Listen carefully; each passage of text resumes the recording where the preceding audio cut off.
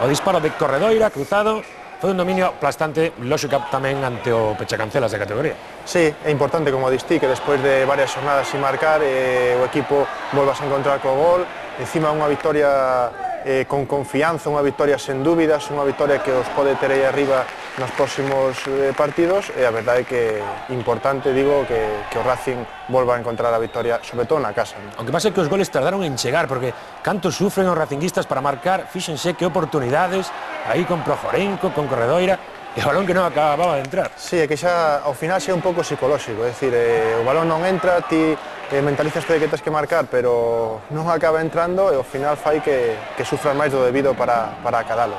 Xa viron cantas ocasións errou o Racing de Ferrol no primeiro tempo, na segunda, pasaban os minutos e non acababa de chegalo tanto, máis dominio, vexan aí todos os xogadores do conxunto cántabro metido na súa área con Corredoira sempre aí creando perigo, máis remates, pero o balón non daba entrado, ata que no minuto 29, por fin, e merecidamente, eu penso, Corredoira era quen de marcar, con suspense tamén na xogada. Sí, ademais o Racing estivo moi metido atrás, moitos xogadores aí na área pequena, e é difícil, incluso para un equipo grande, cando hai tantos xogadores na área pequena, se poida acadar o gol.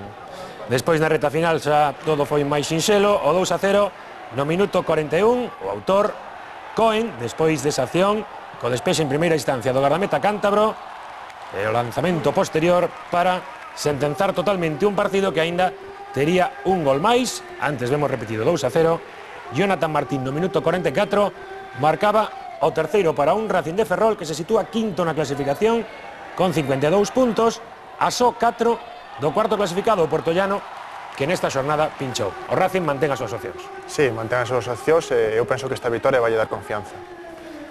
Confianza para o Racing de Ferrol, todo o contrario a